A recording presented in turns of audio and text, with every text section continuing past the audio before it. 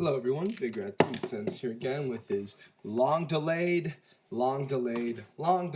final conclusion to the top 100 matches of 2011 video series. Yes, I'm very disappointed in myself. This is ridiculous. May is ridiculous. Middle of May is ridiculous. I know that when Honor Hammer did his whole top 30 matches of the year back in 2010, top 30 matches of 2009, he couldn't do that until like April because Bola came out so late.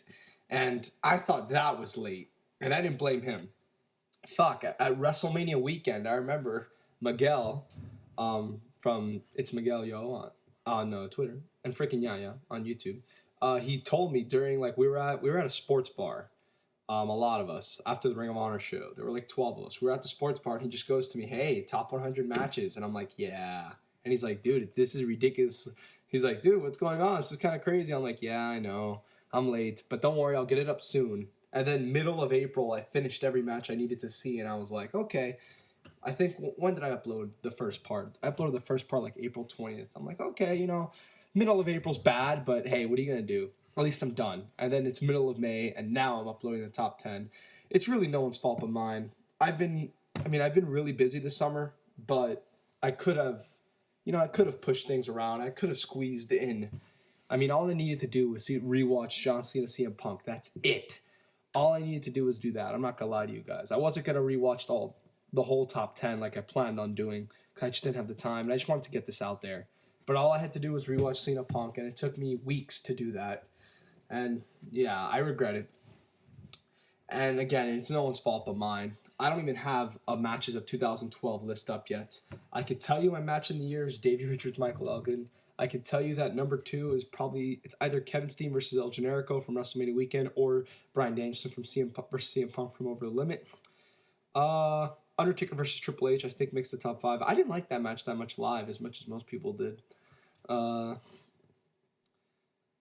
else? Austin Aries versus Alex Shelley was my number 1 until WrestleMania weekend from Against All Odds. I really liked that match a lot. I'm just trying to think of other stuff that comes to mind. No Chikara match. At least I don't think I've given a Chikara match 4 stars yet.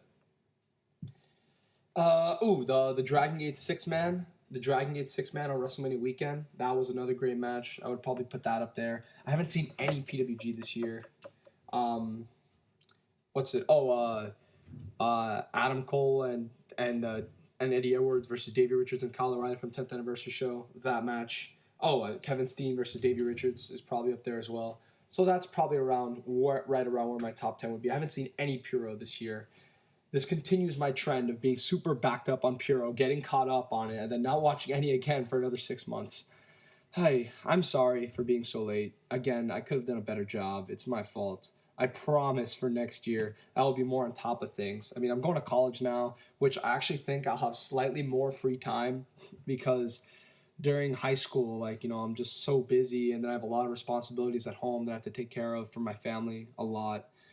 And, it's tough. I get no free time. At college, I'll be doing a lot of college things, but I won't have the responsibilities that tie me down at home like I do now. So I'm hoping by college time I'll have a little more free time to bust some of this stuff out there. So, again, really sorry for being late. It's no one's fault but mine. But let's get into this. The top 10 matches of 2011. Eddie Edwards versus Roderick from Manhattan Mayhem 4. Awesome title switch. I was against it at the time. I still kind of am against it. The fact that they did it because I thought, well, now he's just going to lose it to Davey, and now it's going to come off that Davey was always the better wolf. And that's not how they should have done the story. In my opinion, Davey should have beaten Roderick for the title at Final Battle, and then you could have built the best in the world when Eddie beat Davey, and Eddie could finally be the guy that, he was the guy who people overlooked for years and years, and now he's the better wolf. I think that was the way to do it. I think when this storyline, you set it up so that Davey beats Eddie, and for months and months, when everyone was saying, oh, everyone misunderestimated me, everyone didn't know who I was, everyone never gave me the credit I deserved, and then at the end of the day, well, Davey beat you, so you didn't deserve the credit that you were asking for, because at the end of the day, Davey was still better than you. And then Davey beat him again at Final Battle. I didn't like this. I didn't like the storyline. And I know that I was the only one at the time. I know that I'm the only one who still thinks that to this day, but I will still admit the actual title switch was very well done. I disagreed with it happening, but the way they did it I thought was very well done. And the match I thought was excellent. I really enjoyed the back and forth. I really enjoyed how over Eddie was getting with the New York crowd. I really thought that made each near fall impactful. And the roll-up finish out of nowhere really elevated this from a great match to an awesome match. That finish, that roll-up finish, I just really, really liked. And the way the crowd reacted to it was even better. Awesome match. Kotaro Suzuki versus Katsuhiko Nakajima. This was another incredible match. The second best pure match of the year, in my opinion. The selling in this match was a lot better than the Kotaro Suzuki Eddie Edwards match, and it was also shorter. So this match, there wasn't a lot of filler. I think AMC1 talked about this, and I love the Kotaro Suzuki Eddie Edwards match. I really, really like that match more than most people. But like AMC1 was saying, when they cut down on time like they did in this match, it made each move feel that much more important, and it didn't feel like they were wasting any time. And because of that, this match felt more, I don't know what the word is. I don't want to say it flowed better, even though it did, but God, what's the word? I don't know what the word is. They just did, everything they did meant something. Every move, every transition, every reversal was impactful, and it created for a high-energy match with a high-impact crowd with great entertainment to come with it. It was just an awesome pro wrestling match. Nothing more I can really say about it. Appetite versus Destruction for the Young Bucks for the PWG World Titles at Fear. This was crazy. This match was just havoc, destruction, brutality, tons of table spots. This was one of the craziest matches I've ever seen. I do not put it above the Steen Generico ladder match, but we'll get into why later. But as far as pure brutality, this was the most brutal match I saw last year.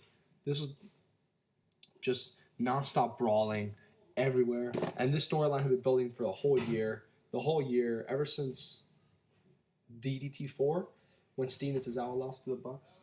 You can tell that they were building a Steen versus the Young Bucks feud.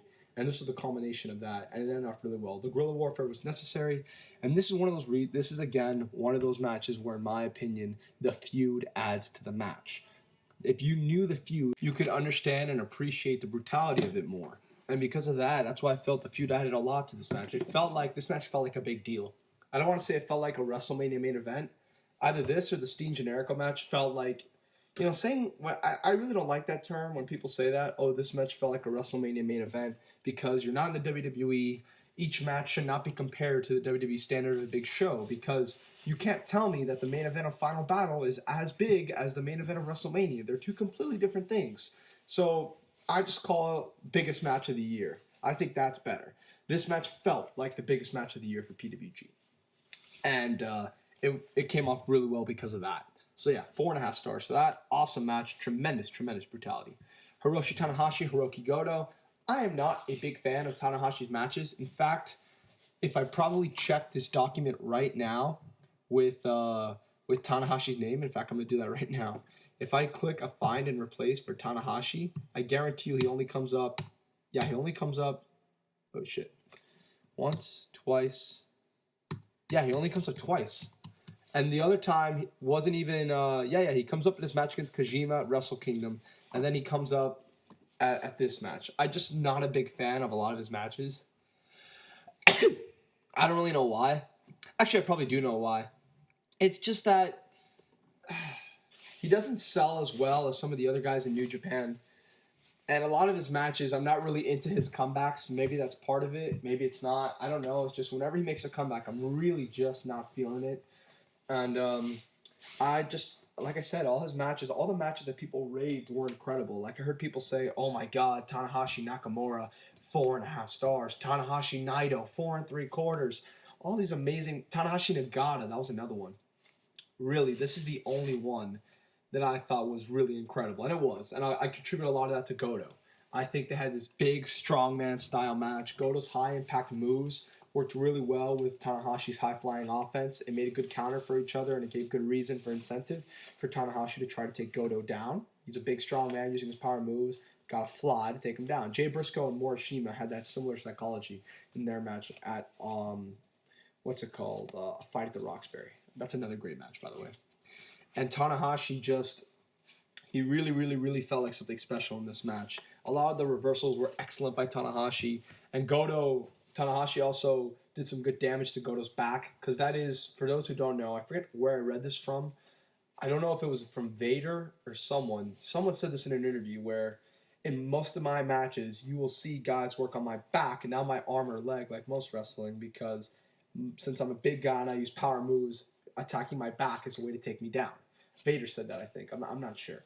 But I can really see it in this match with Tanahashi just going after the back constantly throughout the whole match. And it greatly affected, there was one move, it greatly affected Goto's offense. There was one move where Goto was going for, I don't know if it was like a back break. He was going for something where he lifted Tanahashi in the air, and Goto kind of fell, and Tanahashi spun on his way down and kind of gave him a clothesline. Excellent spot, by the way. But yes, this match was amazing. And like I said, for me to give high praise to a Tanahashi match says something, because I'm not his biggest fan. Next we got Kevin Steen versus El Generico in the ladder match. This match was amazing, as people have been saying. These guys generally, I've never really seen a bad match from them. These guys could be the modern day, what's the term? I don't want to say Flair Steamboat, because that's not really fair. I think Daniel Bryan, CM Punk would be closer to a Flair Steamboat if they do have a series of matches, because all their matches would be, they'd be more of the mat-based stuff. But as far as these matches with these brawls, I really don't know what a good example is. Maybe Brody versus Baba? I don't know if they ever fully went through that.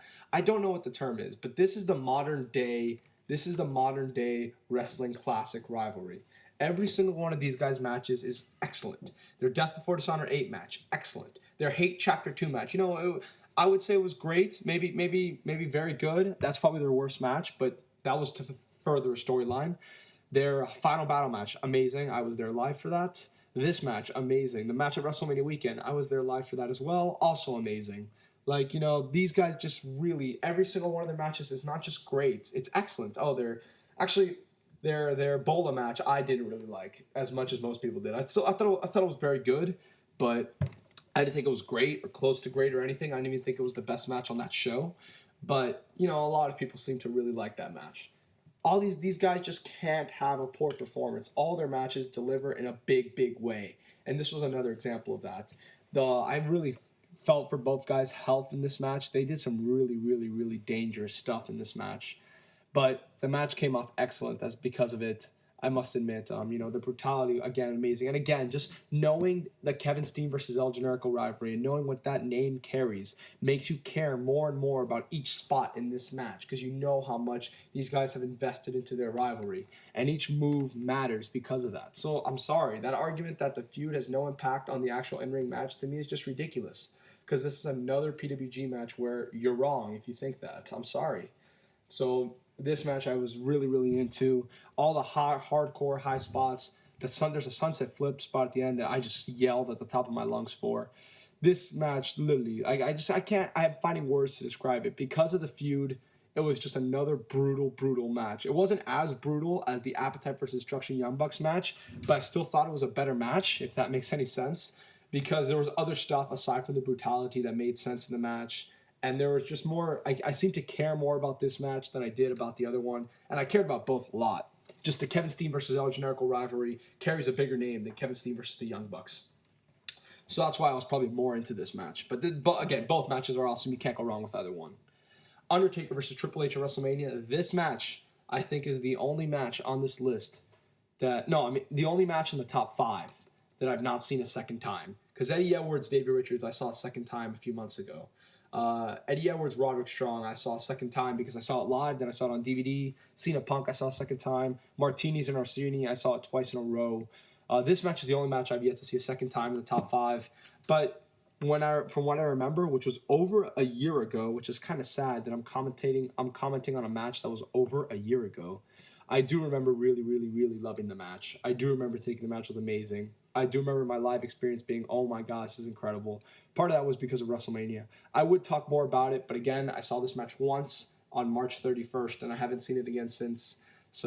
But I just remember it was amazing, and I remember that none of these other matches topped it. So yeah, Eddie Edwards, Davey Richards, the best in the world. I was there live for this match. Maybe that's why I'm a little biased towards it. Because when I saw it on DVD, it was great.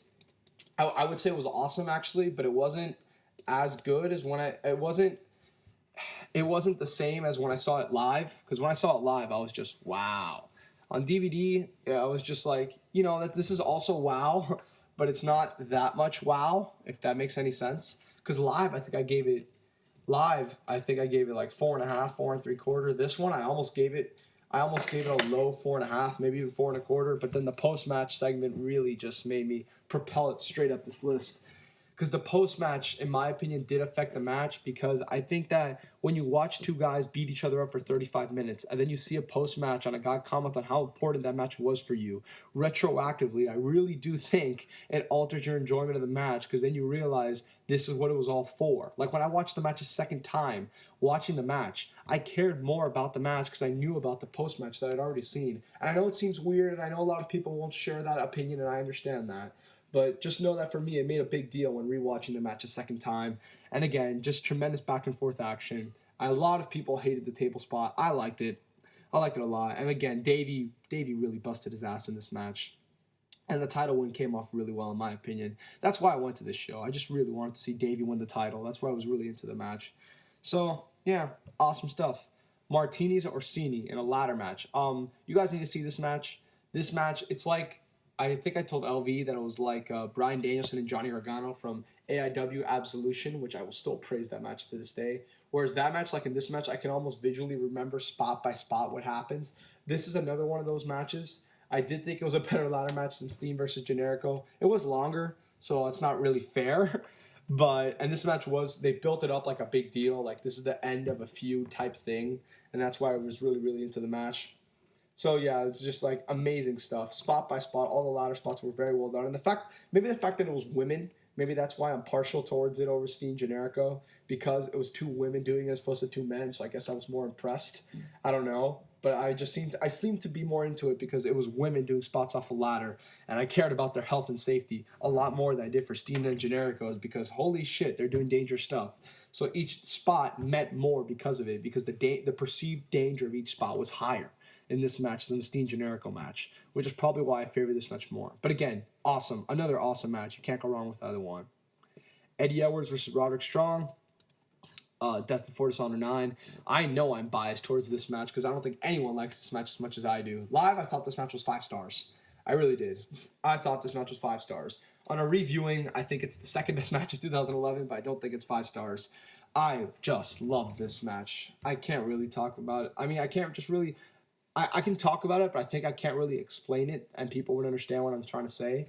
I think the conditioning has a lot to do with it. I think just by the end of this match, the fact that both guys were dead, and they just could not move, that's part of it.